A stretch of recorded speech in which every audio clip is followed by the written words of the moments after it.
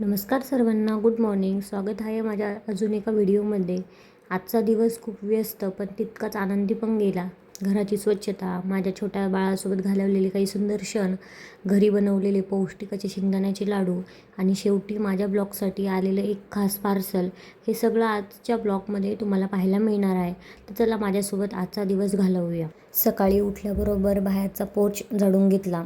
रोज तिथं खूप माती जमा होती. मी रोज दिवसभरातून 1-2 वेळा तरी झाडत असेल, पण तिथे रोजच माती जमा होती आणि ती माती डायरेक्टली घरामध्ये उडवून येते. त्यासाठी मी दरवाजात असा कापड पण लावलेला आहे, तरी पण ती येतेच. बाहेरचं सर्व स्वच्छ असं झाडून घेतलं. त्यानंतर इथे मी पोतं टाकलं. पोतं टाकण्याचं कारण म्हणजे की जी सर्व माती उडून येते ती त्या पोत्यात अडकते, जेणेकरून ती डायरेक्टली घरात येत नाही. कारण पूर्ण पोर्चमधली माती त्या कोपऱ्यातच येऊन थांबते. तोपर्यंत यथार्थ पण उठला होता. पण यथार्थ कधीही उठल्या सकाळी कधीच रडत नाही. शांत थोडा वेळ खेळतो, कारण त्याचं पहिल्यापासूनच तो उठल्या कधीच रडला नाही. तोपर्यंत या खिडकीत रोज पसारा होतो. मी रोज आवरते पण रोज पसारा होतो. सर्व यथार्थच सामान असतं. थोडी त्याची खेळणी, काही औषध, पावडर. तोपर्यंत घरातील अशा छोट्या गोष्टी नीट केल्या की घर कसं अधिक सुंदर आणि व्यवस्थित पण दिसतं. यथार्थ पण उठून भरपूर वेळ झालेला. तो सकाळी झोपातून उठला का 1 तास 1.5 तास खेळतो, परत तो 1-1.5 तास झोपतो. त्याच्यामुळे त्याचा झोपायचाच टाईम झालेला. मला पण केस धुवायचे होते. त्याला सर्दी झाल्यामुळं मी माझे केसच धुतले नव्हते. त्याला झोपवून मस्त हेअर वॉश करून घेतला.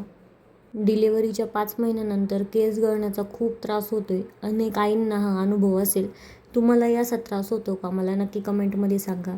एवढे केस जात आहे का, ते केस बघून सुद्धा एवढं वाईट वाटतंय ना, आता काय सांगू, माझ्या मनाला माहिती.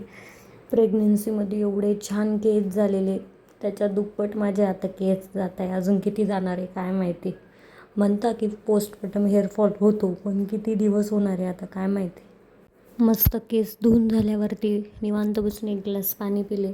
दिवसभरात जास्त पाणी प्यावं, त्याने हायड्रेशन मेंटेन राहतं. डिहायड्रेशन होत नाही आपल्याला. थोडंसं बेड आवरून घेतला. हा सोफा कम बेड आहे. फोल्ड केला तर सोफा पण होतो आणि ओपन केला तर बेड पण होतो. बाळ मस्त झोळीमध्ये झोपलं आहे, तोपर्यंत सर्व आवरून घेते. आज दुपारी एक मस्त पार्सल येणार होतं ॲमेझॉनवरतून.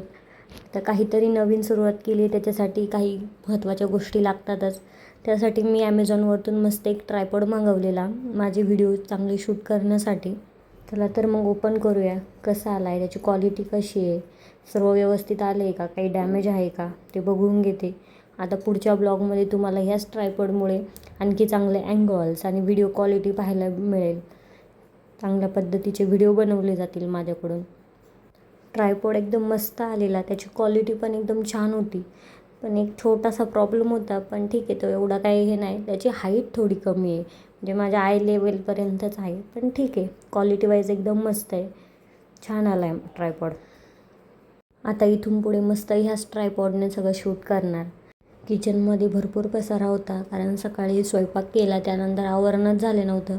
कारण यथार्थला पहिली अंघोळ घालून झोपून देणं हे माझ्यासाठी महत्त्वाचं होतं. त्यानंतरच मी सर्व काम आवरते. फ्रीजवर पण खूप पसारा झालेला.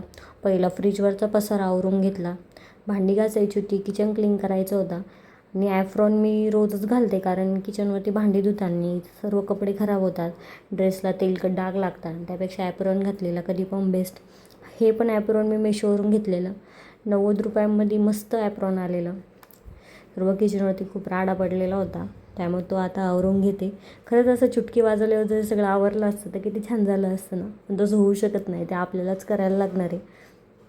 किचन आणि गॅस मस्त घासून आणि स्वच्छ धुवून घेतला.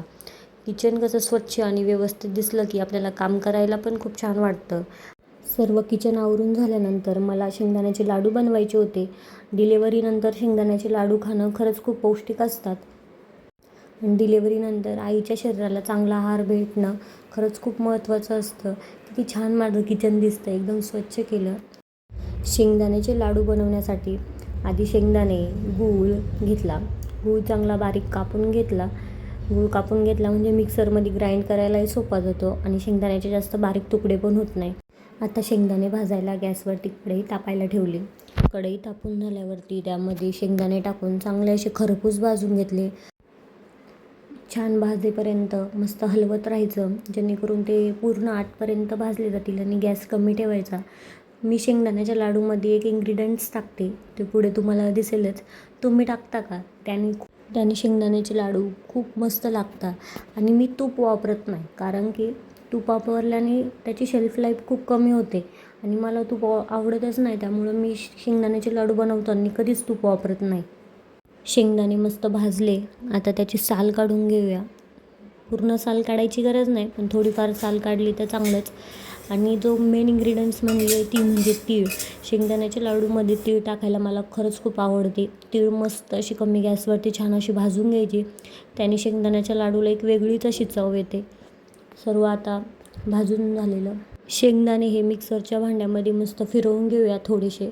मग त्यानंतर गूळ ॲड करायचा. आधी जर गूळ ॲड केला तर मग शेंगदाण्याचा जास्त भुगवतो कारण गूळ ऑलरेडी आपण थोडा बारीक केलेला आहे ना, त्यामुळे शेंगदाणे असे मिक्सरला फिरवून घेतले. आता त्यामध्ये गूळ ॲड करून फिरवून घ्यायचा. त्याच्यानंतर तीळ ॲड करून फिरवून घ्यायची. हे लाडू खाण्यासाठी एवढे हेल्दी असतात की मी पूर्ण प्रेग्नन्सीमध्ये शेंगदाण्याचे लाडूच खाल्ले होते, की माझं CBC कमी होऊ नये किंवा माझं रक्त कमी होऊ नये. आणि मी प्रोटीन पावडर तर खाल्लीच नव्हती, कारण डॉक्टर बोललेले प्रोटीन पावडरचा एक डबा म्हणजे अर्धा किलो शेंगदाण्याचे लाडू खाण्यासमाने. त्याच्यामुळं तो एवढा 400 रुपयाला भेटायचा. पैशाचं नाही काही, पण मग त्यावेळेस तो आवडतच नव्हता. मला डायरेक्ट वॉमिटिंग होऊन जायची. मी त्यामुळं प्रेग्नन्सीत भरपूर वेळा शेंगदाण्याचे लाडू बनवून खाल्ले आणि त्यामुळे ते मला आता आवडायला पण लागले. त्यामुळे मी कायम बनवतच असते. मस्त पूर्ण मिश्रण वाटून झालेलं ते एका प्लेटमध्ये काढून आता मस्त छोटे छोटे लाडू वळून घेते. घरात बनवलेल्या पदार्थांची चव मस्तच लागते. ते पण आपल्या हाताने बनवलेले असले तर मग अधिकच चांगलं. मग अशा प्रकारे माझा आजचा दिवस गेला. घरातील कामं आणि मेन म्हणजे शेंगदाण्याचे आज माझे लाडू बनवून झाले. तुम्हाला माझा ट्रायपॉड कसा वाटला? चॅनलवर नवीन असाल तर सबस्क्राईब करायला विसरू नका. व्हिडिओ आवडल्यास लाईक, शेअर, सबस्क्राईब करा. भेटूया अजून अशाच एका नवीन व्हिडिओमध्ये. Thank you for watching.